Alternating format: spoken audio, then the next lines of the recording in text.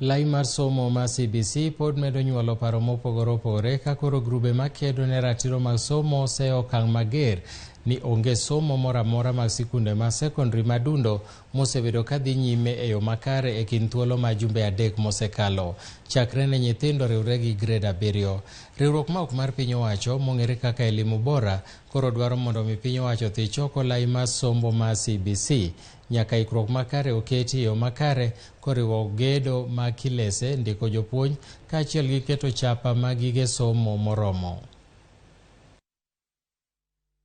There is still a huge gap in provision of the physical infrastructure in most public schools, including inadequate, insufficient or non-existent buildings and furniture, and this is compounded by their accessibility for learners and teachers with disability. We are alarmed that the government has totally not paid attention to critical issues such as teacher availability, qualifications and readiness to teach, the male-female ratio for teachers, and the special skills required for differently gifted learners such as sign language abilities and braille use abilities, among others. If you look at the curriculum framework for junior secondary school, particularly grade 7, those 14 learning areas and other 4 electives, we are saying it would be very difficult to have one single teacher handling all those learning areas. So that informed our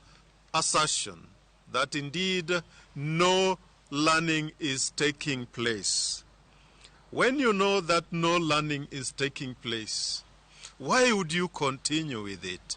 The government must bite the bullet and admit that by postponing the roll out of junior secondary school is not an admission of failure, but is ultimately in the interest of the learners, parents, and country at large. While we appreciate that, the 844 system is also riddled by many structural problems. A Limubora working group also that the government needs to take more time to evaluate progress in the rollout of the junior secondary school and take urgent remedial steps without jeopardizing the lives of our learners.